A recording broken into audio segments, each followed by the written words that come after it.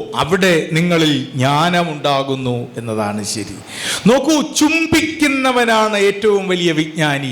ഈ ക്യാമ്പുകൾ നിങ്ങളെ ചുംബിക്കാൻ പഠിപ്പിക്കുന്നതാകണം. ചുംബിക്കുക എന്ന് പറഞ്ഞാൽ കേട്ടപ്പോൾ നിങ്ങളെ മുഖമൊക്കെ വടിയാൾ എന്തായി പറയണേ? അല്ല, കേവലമായ ഓസ്കുലേഷൻ അല്ലെങ്കിൽ കിസ്സിങ് എന്ന അർത്ഥത്തിലുള്ള ചുംബനം എന്നതിനപ്പുറമുള്ള ഒരു ചുംബനമാണ് ഞാൻ ഉദ്ദേശിച്ചത്. ചുംബിക്കുന്നതിന് ഒന്ന് എഴുന്നേറ്റ് വന്നേ. ആരെങ്കിലും എഴുന്നേറ്റ് വന്നു. ചുംബിക്കണമെങ്കിൽ എന്താ വേണ്ടേ? നിങ്ങളോട് ചുംബിക്കണമെങ്കിൽ എന്താ വേണ്ടേ? എന്തുകൊണ്ടാണ് ചുംബിക്കുന്നേ? ചുണ്ടല്ല, ചുണ്ടുകൾ ഉള്ളത് കൊണ്ട് മാത്രം ചുംബനം ഉണ്ടാകില്ലല്ലോ. ഞാൻ വിചാരിക്കുക ഇന്ന് രാവിലെ മുതൽ ഞാൻ ഇങ്ങനെ ഇരിക്കൂ എന്ന് വിചാരിച്ചാൽ ചുംബനം നടക്കുമോ? ഇല്ല.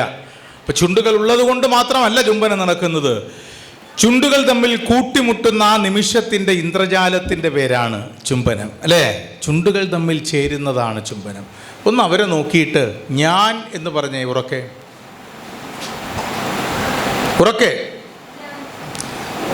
ഒന്നല്ല, രണ്ടല്ല, അഞ്ചല്ല, 1000 അല്ല, 10,000 അല്ല, പരശതം കോടി തവണ അയാൾ ഞാൻ എന്ന് ഏത് അഹന്തയുടെയോ ഏത് നെപ്പോട്ടിസത്തിൻ്റെയോ ഏത് നാർസിസത്തിൻ്റെയോ ഏത് അധികാരബോധ്യത്തിൻ്റെയോ നടുവിൽ നിന്നുകൊണ്ട്, ഏത് വലിപ്പ പ്രമാണങ്ങളുടെ നടുവിൽ നിന്നുകൊണ്ടായാലും ഞാൻ എന്ന് പറയുമ്പോൾ ഈ ചുണ്ടുകൾ 2 ധ്രുവങ്ങളിലേക്ക് അകന്നു പോവുകയും ചുംബനം നിഷേധിക്കപ്പെടുകയും ചെയ്യും. ഞാൻ എന്ന് പറയും തോറും ചുണ്ടുകൾ അകന്നു പോകും, അല്ലേ? ഇനി അവരെ വിരൽ ചൂണ്ടി നീ എന്ന് പറഞ്ഞേ, ഉറക്കെ വിരൽ ചൂണ്ടിക്കോ. നോക്കൂ, മറ്റൊരാളായി കണ്ട് പരത്വം കൽപ്പിച്ച് വേറൊരാളായി കണ്ട് അതെന്തിൻ്റെ പേരിൽ? ജാതിയുടെ, മതത്തിൻ്റെ, കുലത്തിൻ്റെ, ഗോത്രത്തിൻ്റെ, പണത്തിൻ്റെ, മണത്തിൻ്റെ, വർണ്ണത്തിൻ്റെ, ലിംഗത്തിൻ്റെ, ഭാഷയുടെ, രാഷ്ട്രത്തിൻ്റെ, ഏതിൻ്റെ പേരിലും അപരത്വം കൽപ്പിച്ച് നീ എന്ന് പറയുമ്പോഴും ഓരോ തവണ നീ എന്ന പറച്ചിലിലും ഈ ചുണ്ടുകൾ വീണ്ടും അകന്നു പോവുകയും ചുംബനം തിരസ്കരിക്കപ്പെടുകയും ചെയ്യും, അല്ലേ? ചുണ്ടുകൾ കൂടിച്ചേരുന്ന ചുംബനം സാധ്യമാക്കാൻ നിങ്ങളെ പ്രാപ്തരാക്കുകയാണ് ശ്രേയസിൻ്റെ ലക്ഷ്യം എങ്കിൽ ചുംബനം സാധ്യമാകുന്നത് മലയാളത്തിലെങ്കിലും ഞാൻ എന്ന് ആളധികാരത്തിൽ പറയുമ്പോഴോ നീ എന്ന് അപരനിന്ദയിൽ അറിയിക്കുമ്പോഴോ അല്ല, മറിച്ച് സ്വന്തം ഹൃദയത്തിൻ്റെ ആഴത്തിൽ നിന്നൊരു തവണയെങ്കിലും നമ്മൾ എന്ന വാക്ക് പറയുമ്പോഴാണ് ഈ ചുണ്ടുകൾ കൂടിച്ചേർന്ന് ചുംബനം സാധ്യമാകുന്നത്. നിങ്ങളെ ചുംബിക്കാൻ സജ്ജരാക്കുന്നതാണ് ഏറ്റവും വലിയ പ്രവർത്തനം എന്നതിനൊരു അർത്ഥമേ ഉള്ളൂ. ഞാനും നീയുമില്ല, നമ്മൾ എന്നതാണ് പ്രധാനം എന്ന് നിങ്ങളെ ഓർമ്മിപ്പിക്കലാണ്. ശരിയല്ലേ? ആണോ? അപ്പൊ ഞാനാണോ ശരി? നീയാണോ ശരി? പിന്നെ എന്താ ശരി? കേട്ടില്ല? കേട്ടേയില്ല. ശരി എങ്കിൽ പറയൂ, ആരാ എക്സ്റേ കണ്ടുപിടിച്ച ആരാ? അത് തന്നെ പറഞ്ഞോ. എന്ത് എക്സ്റേ കണ്ടുപിടിച്ച ആളുടെ പേര് പറയൂ. എക്സ്റേ കണ്ടുപിടിച്ച അത് തന്നെ, ഇയാൾ പറഞ്ഞത് തന്നെ. എന്ത് ജൻ? അത് തന്നെ ഉറക്കെ പറയേ. പറഞ്ഞു സർ. റോൺചൻ. അതെ, വിൽഹം കോൺറാഡ് റോൺചൻ. റോൺചനെ കേട്ടിട്ടില്ലേ നിങ്ങൾ? Yes or no? യെസ്. റോൺചനെ കേട്ടിട്ടുള്ളത് മാവേലിക്കരയ്ക്കടുത്ത് ചെട്ടിക്കുളങ്ങരയിലെ ഒരു അമ്പലത്തിലെ അനുഗ്രഹ ഓഡിറ്റോറിയത്തിൻ്റെ 2ാമത്തെ നിലയിലുള്ള ഈ ഹാളിൽ ശ്രേയസ് എന്ന് പറയുന്ന ഒരു പ്രാദേശികമായ വൈജ്ഞാനിക പരിപാടിയിൽ പങ്കെടുക്കുന്ന കുട്ടികളും മുതിർന്നവർക്കും റോൺചനെ അറിയാം. റോൺചൻ ജനിച്ചത് ജർമ്മനിയിലും ജീവിച്ചതൊക്കെ അവിടെയാണ്. ആകസ്മികമായി റോൺചൻ എക്സ്റേ കണ്ടുപിടിച്ചപ്പോൾ വിൽഹം കോൺറാഡ് റോൺചൻ്റെ കൂട്ടുകാർ റോൺചനോട് പറഞ്ഞു, ഇതിന് റോൺചൻ റേസ് എന്ന് പേരിടാം. കാരണം ഇതിൻ്റെ പേറ്റന്റ് നിങ്ങൾക്ക് ലഭിക്കും. നിങ്ങളുടെ എത്രയോ തലമുറ ശതകോടീശ്വരന്മാരായി മാറും, അല്ലേ? റോൺചൻ വലിയ ധനികനൊന്നും അല്ലായിരുന്നു, ബുദ്ധിമുട്ടുള്ള ആളായിരുന്നു. പക്ഷെ റോൺചൻ പറഞ്ഞു, ഞാനൊരു മാധ്യമം മാത്രമാണ്. എൻ്റെ പേരല്ല, ഞാൻ അല്ല വേണ്ടത്.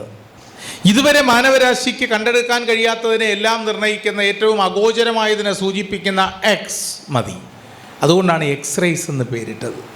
റോൺചൻ ഞാൻ ഒഴിവാക്കിയ ആളാണ്. പക്ഷെ മാവേലിക്കര ചെട്ടികുളങ്ങരയിലുള്ളവർക്ക് റോൺചനെ അറിയാം. ഇംഗ്ലണ്ടിലൊരു മനുഷ്യൻ ഒരു സംഗതി കണ്ടുപിടിച്ചു, അതിഗംഭീരമായ സംഗതി. കണ്ടവരെല്ലാം വാപൊളിച്ച് നിന്ന് അമ്പരന്ന്, ഇത് കൊള്ളാമല്ലോ സംഗതി എന്ന് അയാളോട് പോയി പറഞ്ഞു. അമ്പരന്ന് നിന്ന് പോയ ഗംഭീരമായ ഒരു കണ്ടുപിടുത്തം നടത്തിയ ആ മനുഷ്യൻ, ആ ടെക്നീഷ്യനോട് മറ്റുള്ളവർ ചോദിച്ചു, ഇതിനെന്താ പേരിടുന്നത്? അയാൾ പറഞ്ഞു, പക്ഷേ റോഞ്ചനെ പോലെയല്ല. അയാൾ പറഞ്ഞു, എന്ത് പേര്? ഇത് ഞാൻ കണ്ടുപിടിച്ചത്, എൻ്റെ പ്രതിഭ, എൻ്റെ അധ്വാനം, എൻ്റെ അറിവ്, എൻ്റെ കഴിവ്, ഞാൻ എനിക്ക് ഇത് മാത്രമേ ഉണ്ടായിരുന്നുള്ളൂ. അതുകൊണ്ട് ഇതിന് എൻ്റെ പേരിട്ടാൽ മതി, ജോസഫ് ബാംഫോർഡ്. അയാളുടെ സ്വന്തം പേരാ ഉപകരണത്തിനിട്ടത്. ലോകമെമ്പാടും ആ ഉപകരണം അറിയപ്പെടുന്ന ഉപകരണമാണെങ്കിലും കേരള രാഷ്ട്രീയത്തിൻ്റെ ഗതിവിഗതികളെ മാറ്റിമറിച്ച ഒരു കാലഘട്ടത്തിൽ നിർണയിച്ച ഒരു ഉപകരണമാണ് എങ്കിലും, മലയാളത്തിലെ സർവ്വപത്രങ്ങളുടെ തലക്കെട്ടുകളിൽ നിറഞ്ഞു നിന്ന ഒരു ഉപകരണമാണെങ്കിലും, കേരളത്തിലെ മുൻ മുഖ്യമന്ത്രിയായ സഖാവ് VS അച്യുതാനന്ദനുമായി ബന്ധപ്പെട്ട് പത്രവാർത്തകളിൽ ഉടനീളം ഇടം പിടിച്ച ഒരു ഉപകരണമാണെങ്കിലും ആ ഉപകരണത്തിൻ്റെ പേര് കണ്ടുപിടിച്ചവൻ്റെ പേരാണെന്ന് നമുക്കറിയില്ല. അതിൻ്റെ പേര് ജോസഫ് ബാംഫോർഡ് ആണെന്ന് നമുക്കറിയില്ല. നമ്മളിപ്പോഴും അയാളുടെ പേരാണ് ഉപകരണത്തിനെന്ന് നമ്മളറിയാതെ നമ്മളതിനെ ചുരുക്കി ജോസഫിൻ്റെ ജെയും സിറിലിൻ്റെ സിയും ബാംഫോർഡിൻ്റെ ബിയും ചേർത്ത് ജോസഫ് സിറിൽ ബാംഫോർഡ് എന്ന ഉപകരണത്തിന് നമ്മൾ JCB എന്ന് പറയുന്നതല്ലാതെ JCBയുടെ പേര്, അത് കണ്ടുപിടിച്ചവൻ്റെ പേരാണെന്ന്, ജോസഫ് സിറിൽ ബാംഫോർഡ് എന്നാണെന്ന് നമുക്കറിയില്ല. ഞാൻ വേണ്ട എന്ന് തീരുമാനിച്ച റോൺഷനെ ചെട്ടിക്കുളങ്ങരയിലെ അനുഗ്രഹ ഓഡിറ്റോറിയത്തിലുള്ള കുട്ടികൾക്കും അറിയാം. ഞാൻ തന്നെ വേണമെന്ന് നിശ്ചയിച്ച ജോസഫ് സിറിൽ ബാംഫോർഡിനെ ലോകത്തിന് അറിയില്ല. ഞാൻ ഉപേക്ഷിക്കുന്നിടത്ത് ഉദിക്കുന്നതാണ് ജ്ഞാനം എന്നതാണ് ഈ ദിവസം എനിക്ക് നിങ്ങളോട് അറിയിക്കുവാനുള്ള ഏറ്റവും പ്രധാനപ്പെട്ട രണ്ടാമത്തെ ഓർമ്മപ്പെടുത്തൽ. നീയും ഞാനുമില്ലാതെ നമ്മളെന്ന വിശാലമായ അർത്ഥത്തിൽ വസുധൈവ കുടുംബകം എന്ന മഹത്വം ബൃഹത്വമായ ഗ്ലോബൽ സിറ്റിസൺഷിപ്പ് സങ്കല്പത്തിൽ കാണുക. മത്സരിക്കേണ്ടത് മറ്റുള്ളവരോടല്ല, അവനവനോട് തന്നെയാണ് എന്ന തിരിച്ചറിവാണ് നിങ്ങളിലെ പ്രതിഭയെ ഷാർപ്പൻ ചെയ്യുന്നത്, നിങ്ങളുടെ പ്രതിഭയെ ഏറ്റവും മൂർച്ച കൂട്ടുന്നത്. ഒരു കടലാസും പേനയും തരാമോ? അതിന് ചില അപകടങ്ങൾ നമ്മൾ നേരിടും ജീവിതത്തിൽ.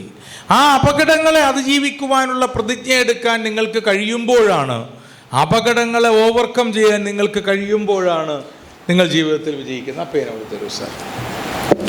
അറിവുള്ള ഒരാളാകുന്നതിൽ നിന്ന്, വിജയിയായ ഒരാളാകുന്നതിൽ നിന്ന് നിങ്ങളെ തടയുന്ന ചില മെൻ്റൽ പോയിസൺസ് ഉണ്ട്. ആ മാനസിക വിഷത്തിൽ നിന്ന് രക്ഷപ്പെടാൻ നിങ്ങൾക്ക് കഴിയുമ്പോൾ നിങ്ങൾ ജീവിതത്തിൽ വിജയിക്കുന്നു. അങ്ങനെയുള്ള മാനസിക വിഷയത്തിൽ ഏറ്റവും പ്രധാനപ്പെട്ട മാനസിക വിഷം, ഏറ്റവും അപകടകാരിയായ